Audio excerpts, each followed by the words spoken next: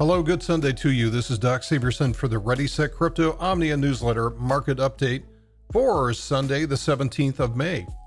This is a chart through agar.trade. I don't know how to pronounce that, but over the last half hour, I've been watching this thing run up by about 200 points on BTC versus the US dollar. And everything still looks really good. So my comments really have not changed since we last talked on Thursday. If we go over to the main charts here on BTC US dollar, we can still see very strong price action. We had this big dip the other day, back down to trend line support, as well as that very, very important level at 8,000. And that may have been the last chance to get BTC at a discount price. Now, anything can happen, of course. Price can do anything that it wants to, and we don't know what exogenous figures or influences will come in from the outside to affect the markets. And, like I say, anything can happen, but based on the character and what the price action is doing right now, this looks very, very good. Last week, we calculated the expected move into the end of May, and we're still within that envelope. So we're still doing well within that envelope, but again, very strong. Right now, what I anticipate is that we're going to stay within this consolidation until some kind of catalyst allows us to break out above 10,000. That, of course, is going to be a difficult chore, especially if we don't have the volume to do so. So right now, consolidation right under an important resistance level is actually the best thing that this can do. I would rather it do that than try to break out and end up with a failed breakout above 10,000, which gets hauled back down, and then we have to start the process all over again. But right now, this is actually the very best thing that I can be doing. Let's go ahead and calculate the expected move into the end of June, which is 39 days from now. And it gives us kind of an idea for like a month out. I don't think we can do much better than forecasting more than a month out. So all these folks that are out there telling you what the price of BTC is going to be by the end of the year, they're just shooting darts at this point. But we can, I think, get a fairly accurate look about the range of the price going forward over the next month. So what I'm going to do here is, this is quite simply set up the straddle price at the nearest strike price, which is about 9,500 at this point. And all we're going to do is just add up the price of the calls as well as the puts over here. And that ends up being the long straddle price, which I calculated a couple of minutes ago at about 2150. And that is significantly higher than the other approximately 30-day straddle price that we've seen over the last couple of months. So the volatility is starting to pick up, not only the realized, but also the implied forward move is starting to pick up as well too. Remember that I was complaining before the halving event that, hey, market just doesn't seem to care about this halving event looking forward because the expected move is not rising. Now, after the halving, it actually is starting to rise, and this is good news. So back to the chart, let's set up that expected move probability cone for the end of June, which is going to be 26 June into those options on Deribit. The upper level of the expected move probability cone is going to be 11,872. All right, so we'll 11,872, we'll dial that in as close as we can, which is going to be somewhere around in this area here. Okay, and then we're going to bring it down to the bottom end of the expected move for the end of June, which is going to be 75.72. 75.72, and we'll get as close as we can, and then we'll just simply pull out this price and form the next expected move cone. And this cone here will set up the expected move with about a 68.2% probability going forward. So you can see that this cone is much bigger than the ones that we've used before. 68.2% probability the price by the end of June will be inside of this cone. So that's the statistical side of the analysis. Let's look at the technical side of the analysis. We've talked about the very, very important point of control, which is right around the $8,000 level. Now, we haven't done this for a while, so let's go ahead and put up those volume profile peaks. And what we want to do is really focus on about the last year of price action. Before that, we don't really care that much about it. Okay, so we're going to bring up about the last year or so of the price. About a year ago, we had a big rally coming up, went parabolic.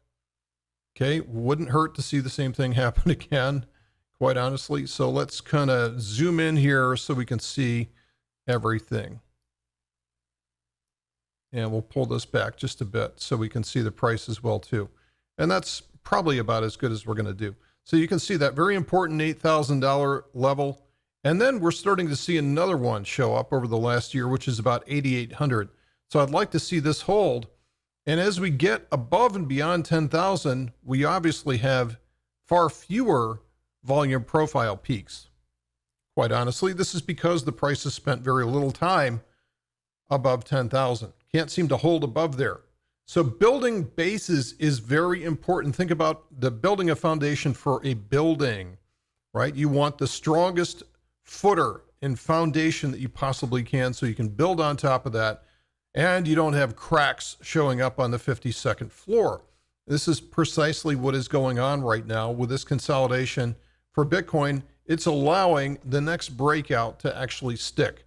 What you don't want to do is don't want to see the price break out above very important levels after having come a long way. This is almost the same analogy as trying to summit on day one of a mountain. You're running as far as you can, and then you get close to the summit and you've just got no gas left to go.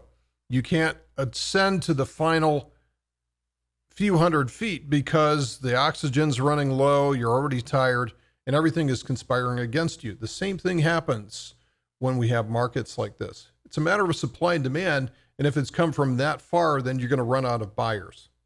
Now, if we look at this from just a technical perspective, everything looks really good right now. We do have, I wouldn't say a stupendous amount of energy at the daily chart, but a lot of it, it's fully charged. It is ready to go. And the more time that it spends consolidating under that 10,000 level, in theory, the stronger the breakout should be. Now, this weekly chart's going to look ugly because I've got all these trend lines and I've got all these expiration dates on here, and it's not going to make a whole lot of sense until I zoom out on this. But you can see that the weekly energy is starting to build up as well. And this has been a strong week for Bitcoin versus the US dollar. Even last week wasn't that bad, even though we had a lot of range. But if we count back from here, 1, 2, 3, 4, 5, 6, 7, 8, 9, 10, 11, 12, 13. What we're going to see is that we're going to start dropping off these candles from the back. So we may get only a little bit more. So I'm about 11 hours before we move into the next week.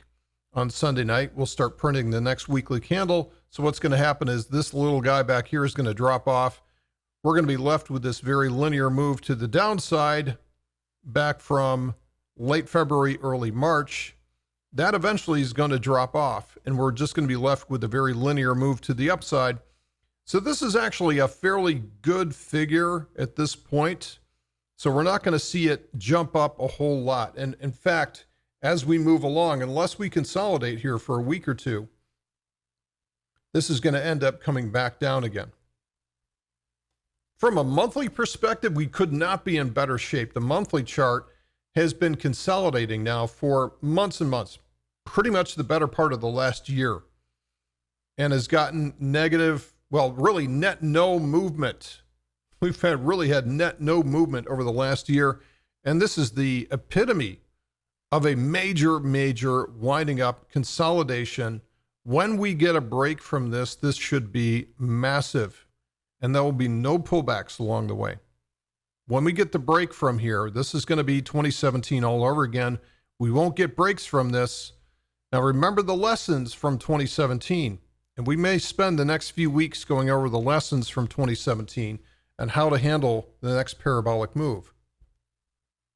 Looking at some of the other top 10 here, Ethereum looks really good. This is more of a bull flag setting up. I like how it looks. Looks tremendous. Ripple is Ripple, right? So Ripple's going to be subject to the whims of whatever winds are blowing that particular week. But from a technical perspective, it's not bad. It's just that this is a really terrible weekly trend. This is going to take a lot of work to reverse this. Litecoin, not so good either. In fact, as we go away from this dominance of Bitcoin right now, which continues to increase, everything as we go down the top 10 is just kind of getting worse and worse and worse, and more money, I think, will be going towards the maximalists at this point, because it's the institutions that are involved with this. The institutions are not buying 0x. The institutions are not buying Chainlink. So this actually looks pretty good. Stellar this is a nice looking chart. This is a nice consolidation flag. You can see the power from this one. Chainlink actually does look pretty good, but not so good if you just look over the last year or so. It really hasn't gone anywhere. So we get some nice movements, but they get smacked back down again. So from technical perspective, again, if we look at this on like a weekly chart, it's just a big mess. So in any given week, you can fall in love with Chainlink, and a week later, you're hating them. So love to see this one break out and do something, but right now it's just stuck in a range. 0x, the further we go down from some of these, the worse the charts are going to look. But they all are somewhat of a derivative of what the Bitcoin versus US dollar chart looks like. So I'm looking through this and nothing else really is showing anything massive here. Monero actually looks pretty good.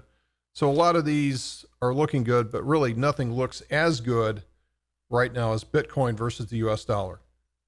Remember, guys, price can do whatever it wants to do, and often does, but right now, with the trend, with the energy, everything is looking very, very good for this chart. Have a great weekend. We'll see you back here on Monday.